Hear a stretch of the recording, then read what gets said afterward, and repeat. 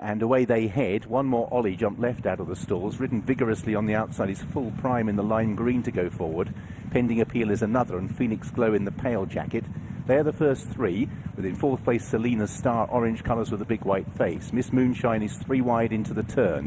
One more Ollie recovering amongst horses on the outside of Lady Wantaway as they move their way into the turn. In the Giving is towards the back of the pack early on with Angelic Divas.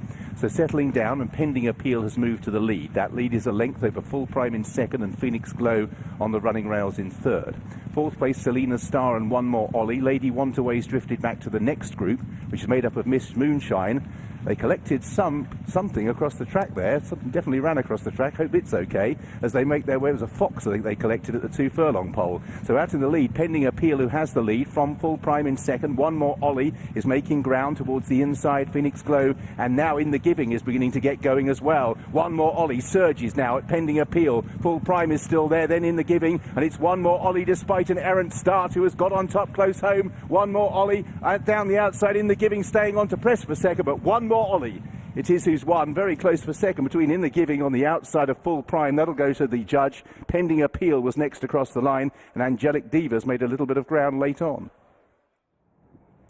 One more Ollie does the business and improves markedly on that run here last time out, when quite clearly needing the outing. Sees off, I think, In the Giving in second. It did get quite tight, didn't it? Full Prime on the inside has made her fight for that position, but it looks as though William Haggis's new recruit has just about filled the runner-up berth. But the winner is one more Ollie. Kevin Stott's riding for Richard Hughes 8-1. Kevin improving on his fine recent record in the all-weather sphere. And this is a filly who always looked to have talent. She has won a race so far. Her best effort, though, probably came back at Lingfield in August when finishing third, and she hadn't been seen until that no-show here last month. So quite clearly has stripped a lot fitter for that. She looked a completely different filly tonight, to be perfectly honest with you. Always travelled nicely, and as soon as she's been given the office by Kevin Stott, she's shown a lovely attitude and has looked a pretty straightforward filly as well. Really ears back and hits the line running. In the Giving, I think, looked as though she might just need that. Didn't look to be quite in love, perhaps, with Kempton, and possibly just trying to learn the ropes on her first start in Britain.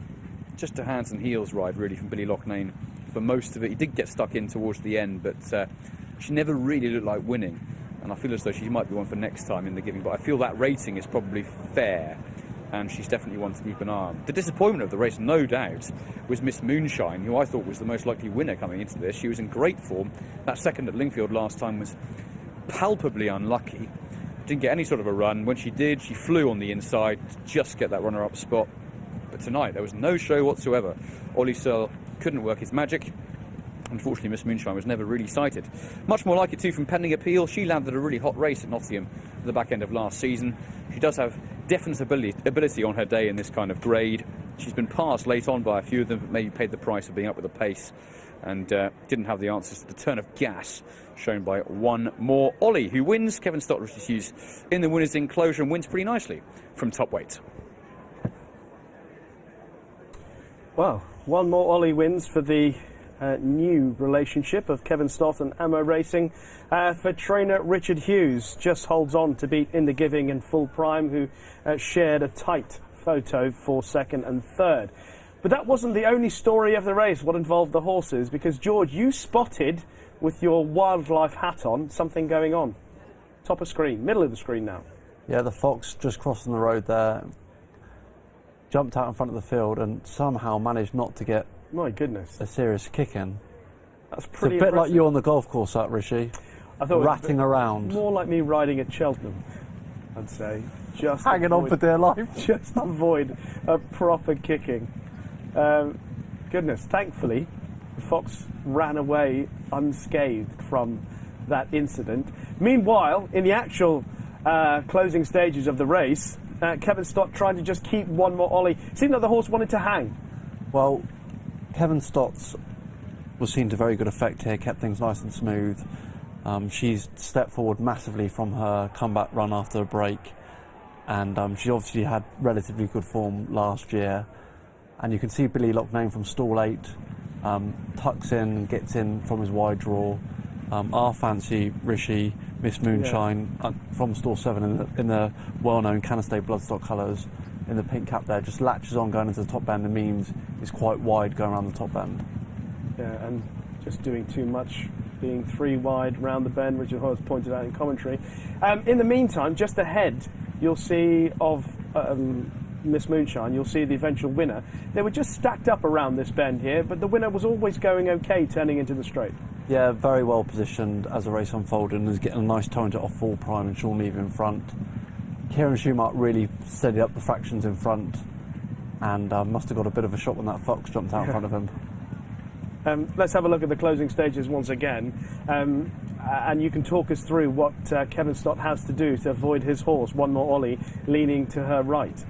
Yeah, you can just see sticking his left hand, which is the correct hand to have it in, and as he comes to the front there, it's all hands and heel stuff, it's pretty smooth, Rishi, but when he sort of gets, if he wanted a bit more, he could have whipped his stick through to the right hand and he would have found a bit more for sure.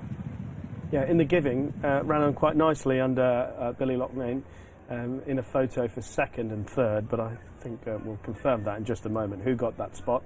It was actually in the giving, ahead of Full Prime, who's run very well for Tom Ward, back in third. 8-1 the winner, One More Ollie, in the giving second, 11-4 favourite. Full Prime back in third at 40-1. We are heading back to Dundalk to hear from the winning jockey in our prior race. Just seen San Andreas win our 5th race of the afternoon for trainer Joseph O'Brien, and the man who joins me now, Wayne Hassett. Wayne, your first winner of your career, many congratulations. Thanks, Kevin. It's an absolute joy. I'm absolutely delighted to get her past the finish line in front, and I'm so grateful for Joseph O'Brien and the owners for giving me the chance to ride San Andreas and get her past the finish line in front, and I'm absolutely delighted. What was your first impression when you went by that winning post in front? It was absolutely screaming. It's so good to get the weight off my shoulders now, and I have one winner and hopefully many more to come. Talk us through the race from your perspective, how it panned out for you. It planned out perfect for me. Got out in front and just let him sail away, and just coming off the bend in, I said, oh God, I have more horse underneath me than I thought, and I just let him sail away and went through the gears, and there were so many gears left. I was flying past the line and I'm absolutely delighted. And you're adamant turning in as well off the bend. You wanted to come up to that under that favoured stand side rail. Did you realise you were as far in front of the rest of them as you were? I had no idea how far in front I was in front of him, but look, that'll just tell you how good San Andreas is, and he won very well, and I'm absolutely delighted for Joseph for putting his trust in me and getting the horse in front of the line first. And you only started riding here towards the end of last year. How many rides is that? Around 10 or 12, is it? I think I have 16 or 17 rides Okay. now. But I'm absolutely flying it now. I didn't think I'd have that many rides, and I'm only after getting my licence a few months ago. Like, I'm absolutely delighted, and hopefully many more rides to come.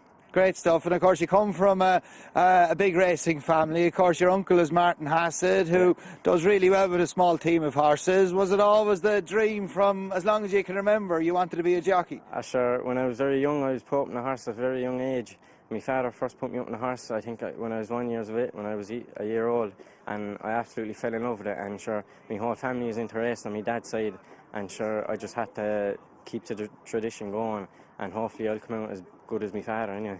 Good stuff. And of course you're quite small as well. I know a lot of your family, they're big guys, but you can claim off bottom weight. I can, yeah, and I can do it no problem. I can do bottom weight, no bother. I'm light and I'm fit, and I think I'm strong, and I'm getting stronger every time I'm riding, and hopefully the season goes very well for me now.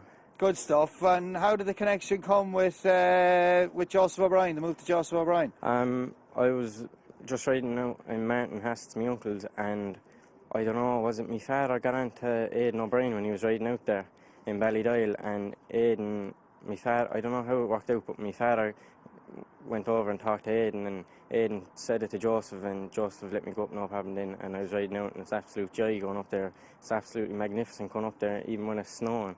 It's just the perfect yard to be in. Good stuff. And of course a great team of jockeys down there as well, and Joseph is great with the whole lot. He gives you all equal chances. You see your colleague Conor Stone Walsh was like you, he rode his first winner at the turn of the year as well up here for Joseph. Yeah, look, he treats us all with good respect, and he's very good to all of us, He doesn't treat us any different to anyone, to the big jockeys or anything, and he's just good to everyone. He's good to me and Connor and Jay Cohen's there as well. He's good to all of us. And of course, you learn so much as well from the likes of Declan McDonough, Shane Cross, Dylan Brown, McMonigal, Mikey Sheehy, Hugh Horgan is also there with you as well. Oh yeah, it's an absolute joy riding out with the top jockeys, and especially Dylan Brown, McMulligan, Shane Cross, Declan McDonough and Mikey Sheehy's there as well.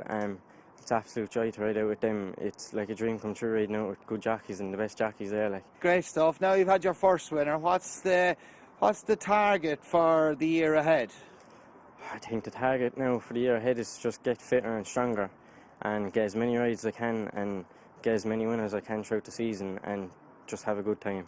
Great stuff. Wayne, many congratulations. This is a night you're never going to forget, and hopefully it's the first of many times we're going to be speaking to you here after you ride a winner on Racing TV. Well done. Thanks very much, Kevin. Thanks.